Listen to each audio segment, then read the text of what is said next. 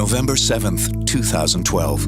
Edmonton residents wake up to the first blizzard of the year, a vicious winter storm front that dropped nearly 25 centimeters of heavy, wet snow in just a few short hours. The storm crippled the city, forcing transit delays of nearly 2.5 hours and causing over 200 collisions, all before noon. The first signs of trouble started to show up at EPCOR's dispatch center as phone lines lit up. Operators like Lori were there to answer every call. We need to get the trouble trucks out to where they need to be to get the power restored. And we try and deal with everybody as fast as we can.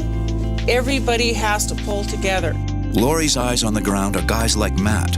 With traffic at a standstill, Matt and his crew move around town, safely repairing whatever it takes to get the city moving again. On storm days, I like the pace of the job.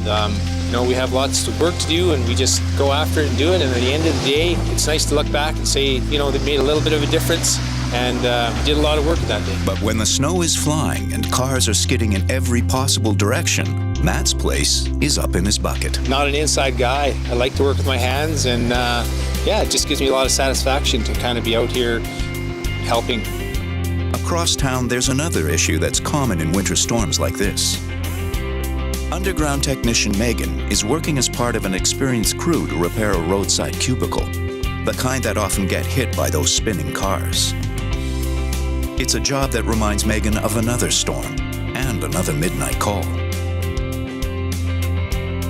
You never know what you're going to show up to, and it gets your adrenaline going. You got a whole hotel out and you want to get them back up and running because that hotel is running a business. By the time we had that hotel back on, it was about 8 in the morning. I see the people that I work with more than I see my family. I love going to work. It's not like a job to me. Every day it's fun. While missing Thanksgiving dinner is sometimes a hazard of the job, winter work can be dangerous and unforgiving.